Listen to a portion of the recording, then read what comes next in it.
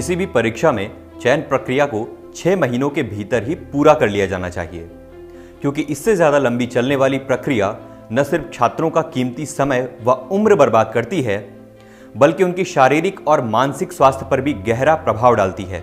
इसी आधार पर कमेटी का यह मानना है कि यूपीएससी को अपनी चयन प्रक्रिया में लगने वाले समय को और कम करना चाहिए।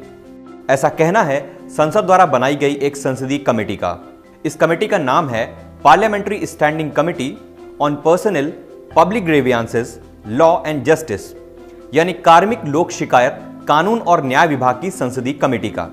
इतना ही नहीं, इस संसदीय कमेटी ने यूपीएससी को यह भी कारण जानने के लिए कहा कि उनके द्वारा कंडक्ट कराए जा रहे एग्जाम्स में फॉर्म भरने के बाद भी छात्र भारी मात्रा में परीक्षा क्यों छोड़ देते हैं।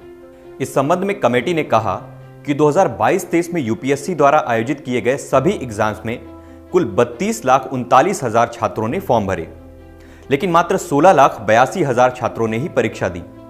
उदाहरण के तौर पर कमेटी द्वारा जारी किए गए डेटा के मुताबिक 2022 की सिविल सेवा परीक्षा में 11,35,000 छात्रों ने फॉर्म भरे, लेकिन मात्र 5,73,000 छात्र ही परीक्षा में क्यों बैठे, जो कि कुल छात्रों का लगभग 50% ही है।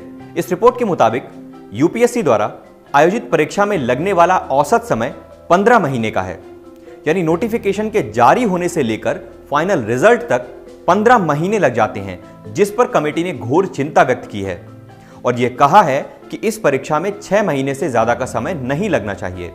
इस कमेटी ने यूपीएससी को एक एक्सपर्ट पैनल बनाकर यह भी जांच करने के लिए कहा कि शहर से पढ़े अंग्रेजी माध्यम के बच्चों और गांव से पढ़े हिंदी माध्यम के बच्चों को एक समान अवसर और एक समान लेवल प्लेइंग फील्ड मिल रहा है या नहीं।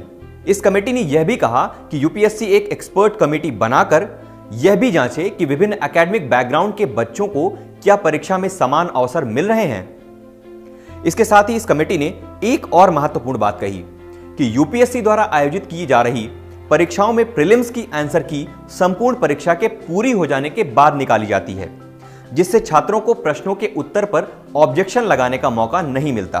कमेटी ने कहा कि यह प्रक्रिया छात्रों को न सिर्फ डिमोरलाइज यानी हतोत्साहित करती है, बल्कि परीक्षा की वैधता और निरपेक्षता पर भी सवाल उठाती है।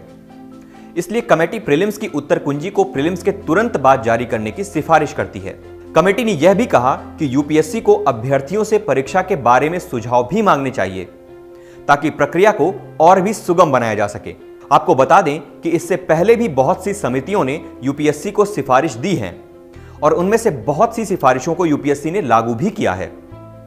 संविधान के भाग 14 में यूपीएससी को एक संवैधानिक दर्जा प्राप्त है और अनुच्छेद 315 से लेकर 323 में यूपीएससी का वर्णन किया गया है। यूपीएससी हर साल अपनी परफॉर्मेंस पर एक वार्षिक रिपोर्ट राष्ट्रपति को पेश करती है।